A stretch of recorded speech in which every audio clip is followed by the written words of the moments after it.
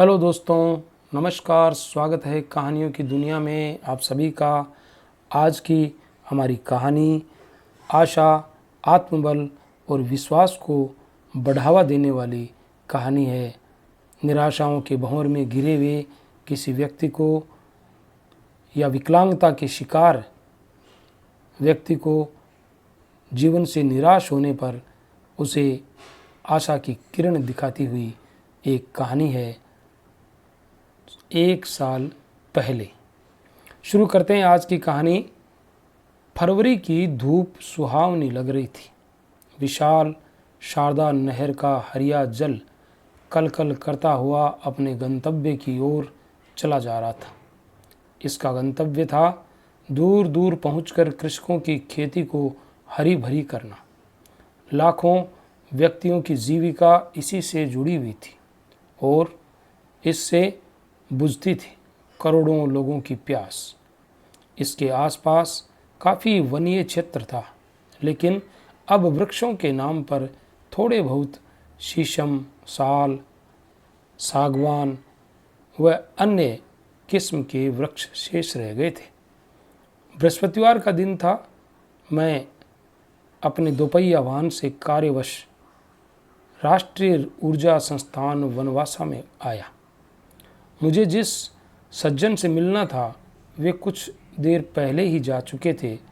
वाहन खड़ा करके मैं गुनगुनी धूप में टहलने लगा। टहलते टहलते जब पंप कार्यालय के सामने आया तो देखा कि विकलांग वाला एक रिक्शा खड़ा है, जिसमें एक युवा बैठा कागजातों को उलट पलट कर रहा है। अचानक मेरी इच्छा उससे मिलने की हुई। मैं उसके नज़दीक पहुंच गया। मैंने उससे पूछा, भाई साहब, आप क्या यहीं काम करते हैं? हाँ जी, चेहरे पर कुछ तनाव दर्शाते हुए। आपका नाम क्या है? सुरेश। आपको अपना कार्य करने में बड़ी कठिनाई अनुभव होती होगी। हाँ, मजबूरी है। घर से आज 8:30 सुबह निकला, अब 2 बज रहे हैं।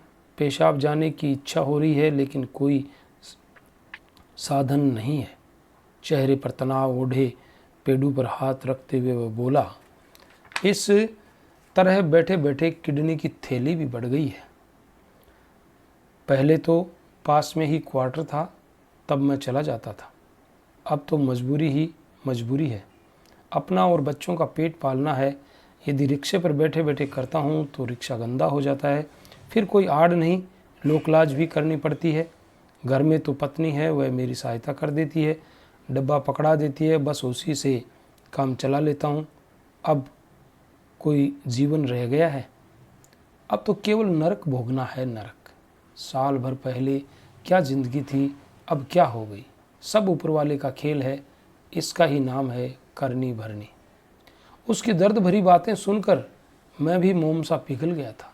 उसकी व्यथा कथा 1 वर्ष में ही कितनी बदल गई। अवश्य ही कोई बड़ा हादसा हुआ है। मैंने उसे सांत्वना दी, ईश्वर आपकी मदद करेगा। सुरेश को लगा कि मैं उसकी बातों को बड़ी गंभीरता से सुन रहा हूँ। फिर सुरेश ने कहा, 3 बच्चों का पिता हूँ। बड़ी लड़की 9वीं कक्षा में पढ़ती है, बीच का पुत्र 6ठी में तथा छोटा पुत्र 4थी कक्षा में पढ़ रहा है। चतुर्थ श्रेणी कर्मचारी हूँ। पहले हवा में बातें करता था और अब। मैंने उससे कहा, आपको यदि पेशाब आ रहा है तो मैं आपकी कुछ मदद कर दूं। मैं अभी अपनी एवजी वाले की प्रतीक्षा कर रहा हूं, उसके आते ही मैं चला जाऊंगा। प्रत्येक मनुष्य के जीवन में सुख दुख के उतार चढ़ाव आते रहते हैं। यदि कोई बड़ा हादसा या बीमारी किसी के गले पड़ जाए तो जीवन नारकीय बन जाता है। कैसा अद्भुत चक्र चलता रहता है किसी अदृश्य शक्ति का, जिसे समझना कम से कम मनुष्य के वश की बात तो नहीं है। उसके दोनों पैर घुटनों के पास से कटे हुए हैं, जिन्हें उसकी काली पतलून ने पूरी तरह ढक रखा है। पतलून के ऊपर चौखाने की रंग बिरंगी कमीज पहने है। बाएं हाथ की कलाई में सुनहरे डायल की घड़ी बंधी है। चेहरा आकर्षक है, लेकिन उस पर तनाव की छाया मंडरा रही है। सुरेश अपनी ट्राइसिकल पर बैठा बैठा कुछ अधिक गंभीर दिख रहा है।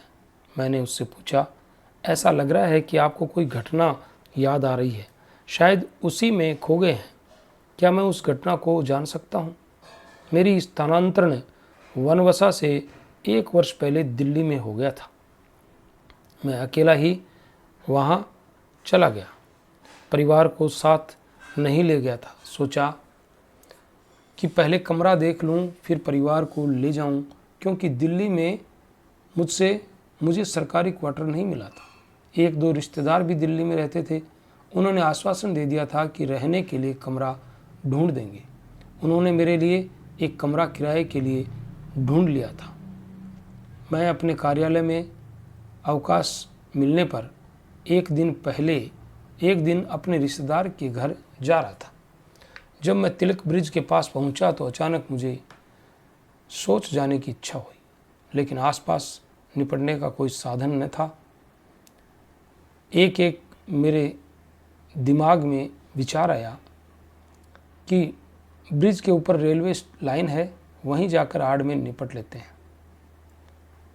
मैं झटपट सीढ़ियों से चढ़कर ऊपर पहुंचा, लेकिन कहीं से पानी लाने का जुगाड़ नहीं बन पा रहा था।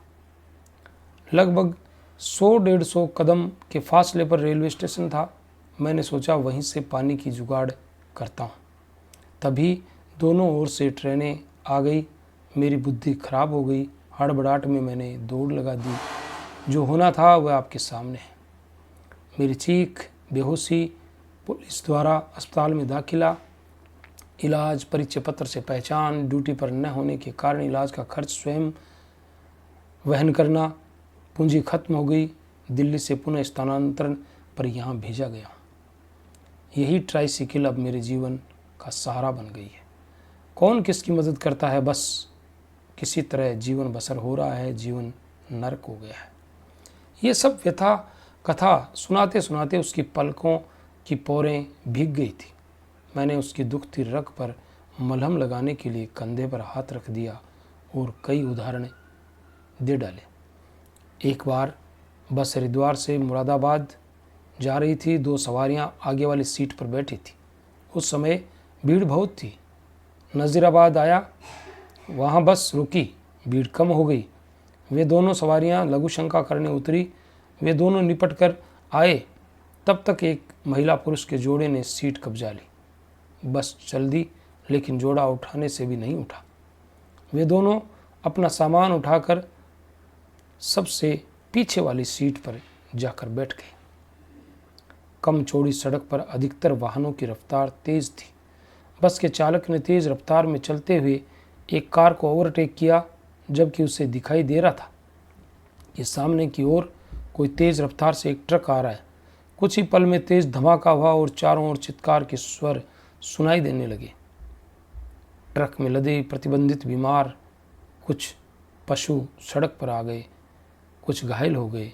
ट्रक का ड्राइवर कंडक्टर और पशुओं को ले जा रहा था। कसाई बुरी तरह छटपटा रहा था और बस के चालक और उन दोनों जोड़े ने घटनास्थल पर ही दम तोड़ दिया। अन्य यात्री हल्के फुल्के चोटिल हुए थे। वे दोनों जो पीछे जाकर चुपचाप बैठ गई थी, ईश्वर को बार बार धन्यवाद दे रही थी। देख लिया सुरेश जी, ऊपर वाले का करिश्मा। कुछ ही पल की लापरवाही जीवन के सुनहरे स्वप्न बिखेर देती है। इसको समझने के लिए आज आदमी के पास समय ही नहीं है। लापरवाही को होनी की श्रेणी में नहीं रखा जा सकता, क्योंकि लापरवाही होशोवाश में की जाती है और होनी अचानक बिना लापरवाही के घट जाती है। एक बार की बात है, एक बस जिसमें 30 सवारियां बैठी थी, पिथौरागढ़ से धारथुला जा रही थी। चालक ठीक प्रकार बस चला रहा था, लेकिन अचानक बस का आगे वाला एक टायर फटा। बस संतुलन खो बैठी और नीचे खाई में जा गिरी। 10 लोगों ने तो घटनास्थल पर ही दम तोड़ दिया तथा 12 गंभीर रूप से घायल हो गए, जिनमें से 2 को अपने पैरों से ही हाथ धोना पड़ा था। 2 बच्चों के खरोंच तक नहीं आई। क्या कहें ईश्वर का करिश्मा। कभी कभी मनुष्य बिना सोचे समझे ही अपनी जान गंवाने का निर्णय ले लेता है। अभी समाचार पत्र में एक समाचार प्रकाशित हुआ। एक विद्यार्थी का परीक्षा फल समाचार पत्र में अनुत्तीर्ण निकला। उसने आनंद फानन में बिना सोचे विचारे ट्रेन से कटकर जान गंवा दी। घर में शोक की लहर दौड़ गई। तीन बहनों का अकेला भाई होने के कारण माता पिता बेजान हो गए। कुछ दिनों बाद उसकी अंक तालिका विद्यालय में आई तो वह प्रथम श्रेणी से उत्तीर्ण था, लेकिन सारा खेल बिगड़ गया था। सुरेश मेरी बातें बड़े ध्यानपूर्वक सुन रहा था। मैं उसे आज निराशाओं में जीने की बजाय आशाओं में जीना सिखाना चाहता था। देखो सुरेश, कोई भी मनुष्य होशोवास में अपने आप शारीरिक अपंगता या मृत्यु नहीं चाहता। अस्पताल में आपने इलाज कराने के दौरान कितने ही मरीजों के हालात देखे होंगे। लाखों मनुष्य नित्य ही दुर्घटनाओं के शिकार होते हैं, जिनमें कोई अपनी आंखें गंवा बैठता है, कोई अन्य अंगों को। कितने ही मनुष्य जन्म से ही इन सब अपंगताओं के शिकार हो जाते हैं। पेट की आग बुझाने के लिए उन्हें न जाने कितने उपक्रम करने पड़ते हैं।